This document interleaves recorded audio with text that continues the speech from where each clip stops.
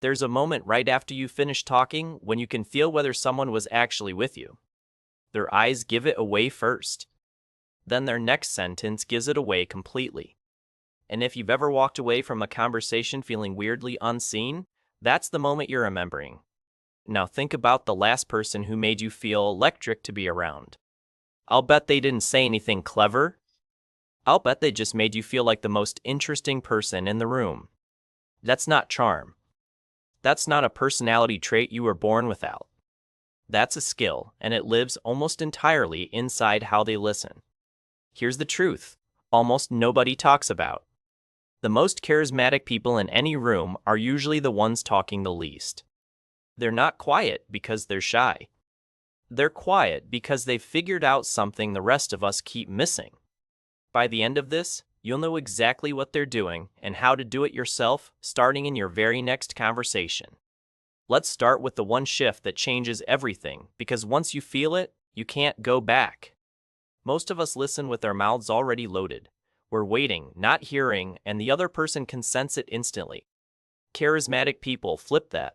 They listen like the answer isn't coming from them. They listen like the person in front of them is holding something valuable. And that single shift changes the entire chemistry of the room.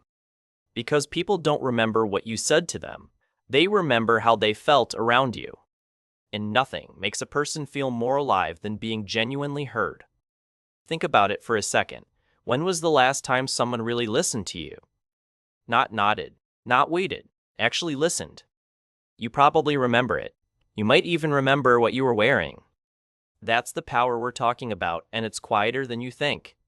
Here's the simple shift. Stop trying to be interesting and start being interested. That one flip is the difference between people tolerating you and people gravitating toward you. And the beautiful part is, it takes zero talent. It only takes attention. Now let's talk about what charismatic listening actually looks like in real life. Because listen more is advice you've heard 100 times and it never quite works. The reason it doesn't work is that most people confuse silence with listening. They stop talking, but their face is still somewhere else. Their eyes drift, their fingers touch their phone. And the other person feels it, even if they can't name it. Real listening has a body. It has posture. It has a soft, steady kind of presence. Your shoulders turn toward them. Your face softens. You blink like a human, not a camera. You don't lean in like you're auditioning for interested. You just stop leaning away. That small physical honesty is the first thing charismatic people master. And here's the wild part. You don't need words to make someone feel understood. A slow nod at the right moment can hit harder than a paragraph. A quiet, "yeah," said gently, right when they hesitate, can unlock a story they've never told anyone. That's the magic. It's not louder, it's warmer. Now here's something almost nobody notices about charismatic listeners. They ask better questions, but they ask fewer of them. The average person asks questions like they're filling out a form. Where are you from? What do you do? Cool, cool. A charismatic listener asks one question, then follows the thread. They pull on the thing you said with a little glow in your voice. They say, "Wait, go back to that part." They say, "What did that feel like?" They treat your words like breadcrumbs, and they walk with you down the trail. That's why 5 minutes with them feels like being finally understood. And this is where most people go wrong, so pay attention. We assume interesting conversation comes from asking a lot of questions. It doesn't. It comes from asking one, and then actually caring about the answer.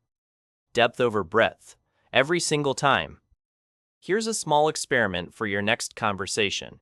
Pick one thing they say that has a little heat in it, and ask about it twice. Not 3 times. Twice is enough. The second question is where the real person shows up. You'll be shocked at what people trust you with when you make room for it. Now, let me name something a lot of us do without realizing it. It quietly kills charisma. It's the "me too" reflex. Someone tells you they just got back from Italy, and before they finish, you're already saying, "Oh, I love Italy. I went there in 2019. We did Rome and Florence and..." You didn't mean to make it about you. It felt like connection.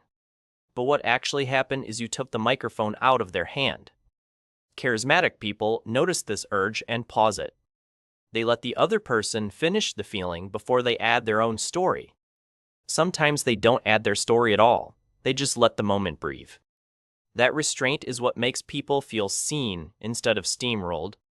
And I know what you might be thinking, but if I never share about myself, how do people get to know me? Great question. Here's the answer, and it's the reframe almost nobody uses. You don't earn closeness by talking about yourself. You earn it by making it safe for the other person to open up.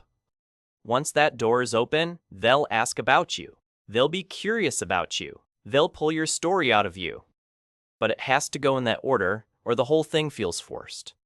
If you've ever felt invisible in a group, this next part is for you. Because charisma isn't only about one-on-one conversations, it's about how you move through a room. And in a room, the charismatic person isn't the loudest, they're the one who notices. They notice the person who hasn't spoken in a while and gently invite them in. They notice the quiet joke nobody else caught and give it a warm laugh. They notice the person standing on the edge of the circle and shift their body to open the group. Those micro moves cost nothing, they change everything. Because in a world where everyone is trying to be seen, the person who does the seeing becomes unforgettable. Try this at your next gathering. Set one small goal. Find the quietest person and make them feel welcome. Not by cornering them, just by turning toward them and asking one real question. You'll leave that room and someone will remember you long after they forget the loudest person there. Now let's talk about the thing that separates good listeners from magnetic ones. Good listeners hear the words. Magnetic listeners hear what's underneath the words. When your friend says, "Yeah, work is fine," a good listener nods and moves on. A magnetic listener hears the tiny pause before fine and says, "Just fine?" That small, gentle push is a gift. It tells the other person, "I'm not just here for the surface." And when someone feels that, they don't want to leave the conversation. They want to stay. They want to tell you the real thing. That's how charisma becomes a kind of quiet gravity. People orbit toward it without knowing why. But here's the part that matters most, and I want you to hear this clearly. None of this works if it's a technique. If you're listening in order to seem charismatic, people will feel the strings. They always do.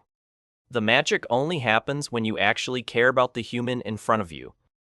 The good news is, curiosity is contagious with itself. The more you practice caring, the more you actually care. You'll start noticing things about people you used to walk past. The way someone lights up when they mention their dog, the way another person's voice drops when they mention their job. You'll start collecting little pieces of who they are and they'll feel it, even if they can't name it. That's the real secret. Charisma isn't a performance, it's attention turned outward. Let's zoom in on one more habit charismatic people have that changes everything. They let silence exist.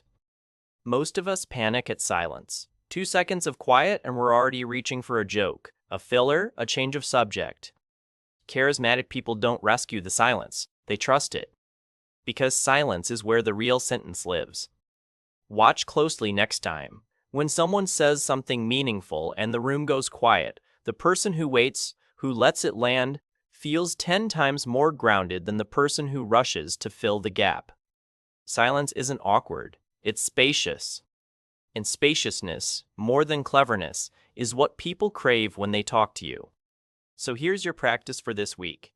In your next real conversation, count one full breath before you respond. Just one. It'll feel like an eternity the first few times. But you'll notice something wild. The other person will keep talking. They'll go deeper. Because that breath told them, "I'm not in a hurry to leave you." Now I want to give you something to try tomorrow because ideas without action fade fast. Pick one person you'll see in the next 24 hours, a coworker, a partner, a friend at the coffee shop, and decide, before you see them, that you're going to listen like they're the only person you'll talk to all day. Turn your body toward them, put your phone screen down and out of sight. Ask one question and then ask a second question about their answer. Notice how it feels in your chest when they light up. Because they will. That's the part nobody warns you about. The people around you are starving for this kind of attention, and they don't even know it. You'll walk away feeling closer to them, and they'll walk away feeling closer to themselves. That's the whole game. And here's the last shift, the one almost no one uses, and it might be the most powerful of all. Charismatic people don't listen to reply. They don't even listen to understand. They listen to make the other person feel like a fuller version of themselves. Read that again if you need to, because it changes the way you show up everywhere. When someone leaves a conversation with you, the question isn't whether they think you're smart or funny or impressive. The question is, do they like themselves more after talking to you? If the answer is yes, you have real charisma, the kind that doesn't fade when the room empties out. And that has nothing to do with what you say. It has everything to do with what you make room for. So the next time you're tempted to fill the silence, tell a better story, one-up the joke, or steer the conversation back to you. Remember this. The people you find magnetic aren't magnetic because they're loud. They're magnetic because when they're with you, you feel like you matter. You can be that person. You already have everything you need. It just lives in the space you're finally willing to give. If any part of this hit home, I'd love to hear from you. Tell me down in the comments about the best listener you've ever known and what it felt like to be around them. I read every one.